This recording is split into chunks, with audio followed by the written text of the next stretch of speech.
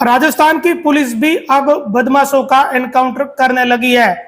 ताजा मामला आज का ही बाड़मेर जिले का है, जहां जोधपुर ग्रामीण पुलिस ने दो तस्करों का एनकाउंटर कर दिया। इसमें यह खबर सामने आ रही कि एक तस्कर की एनकाउंटर में मौत हो गई, जबकि दूसरा गंभीर रूप से घायल है। गंभीर रूप से घायल तस्कर को बाड़मेर के बालोतरा से जोधपुर रेफर किया है, जहां उसका इलाज जारी है। जोधपुर ग्रामीण पुलिस इन दोनों तस्करों की लंबे समय से तलाशी कर रही थी।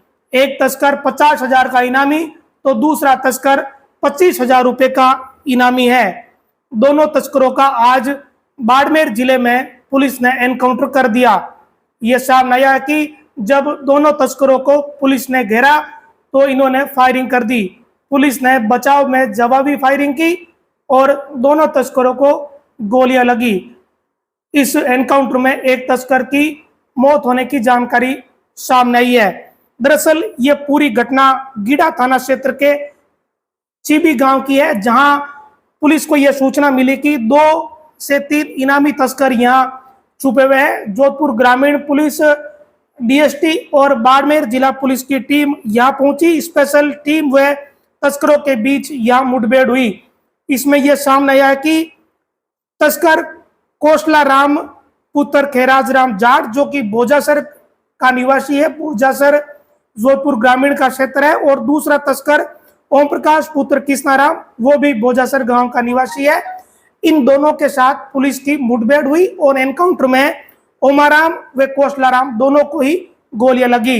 इस घटना में ओमाराम की मौत होने की खबर सामने आ रही है। वहीं जो तस्कर कोसलाराम है वो गंभीर रूप से घायल हो गया, जिसे पहले बाड़मेर के बालोतरा ले जाया गया, जहां से जोधपुर रेफर कर दिया।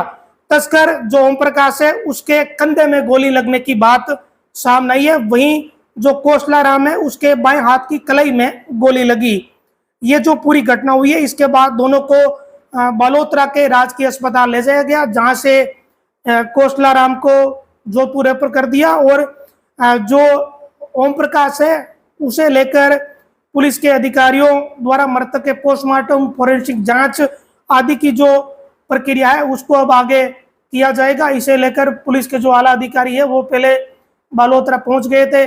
जो बालोतरा का अस्पताल है वहां भारी संख्या में पुलिस का जाब्ता भी एहतियात के तौर पर पुलिस को तैनात करना पड़ा। इस पूरे जब एनकाउंटर की जानकारी मिली तो बालोतरा के जो एडिशनल एसपी है सुभाष खोजा और एसएचओ उगमराज सोनी सहित अधिकारी भी वहां पहुंचे।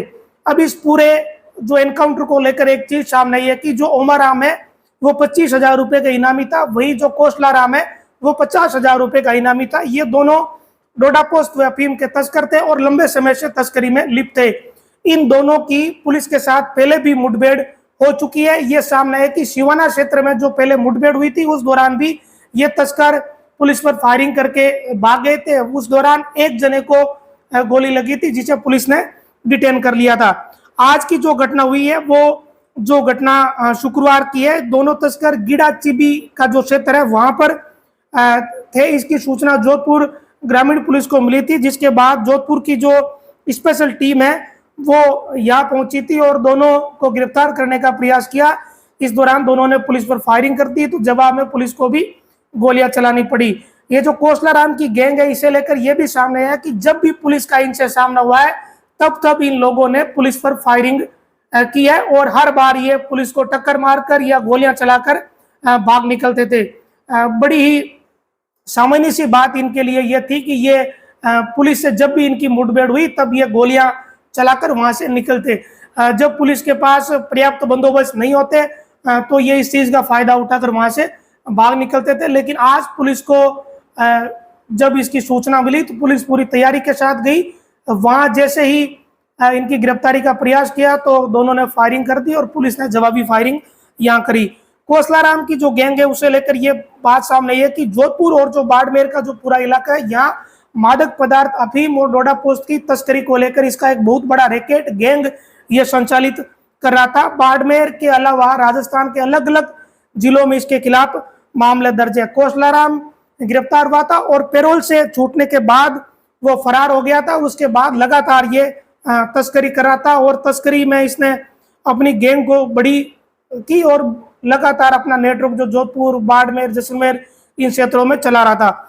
वही ओमाराम को लेकर भी ये खुलासा हुआ है कि पिछले महीने सिवाना में जो मादक पदार्थ की कार्रवाई के साथ ये पकड़ा गया था, उसी दौरान मुंबई में एक वाहन चोरी के मामले में भी मुंबई पुलिस इस आरोपी को ले गई थी, जहां मुंबई में ओमाराम पुलिस को चकमा देकर अपने साथियों के साथ फरार हो गया था और ये पुलिस का फरार आरोपी था और इस पर इनाम रखा हुआ था। ओमाराम की भी पुलिस तलाश कर रही थी और कोसलाराम एक तस्करी की बड़ी गैंग चला रहा था, तो इन दोनों की ही पुलिस को लगातार तलाश थी। ओमाराम पर 25,000 का इनाम था और कोसलाराम पर 50,000 रुपए का इनाम था।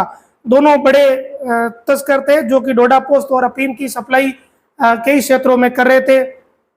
दोनों का एनकाउंटर आज बाड़मेर जिले में हुआ है। बाड़मेर और जोधपुर ग्रामीण की जो पुलिस है उन्होंने संयुक्त रूप से ये कार्रवाई की है। एक आरोपी जो ओमाराम है, जो महाराष्ट्र में फरार हो गया था पुलिस को चकमा देकर, ये इसके चलते महाराष्ट्र का भी वांछित था, जिसका एनकाउंटर में इसकी मौत होने की सूचना आई है। अब इस पूरे मामले में एनकाउंटर होने के बाद पुलिस भी पूरी तरह से मुस्तैद है।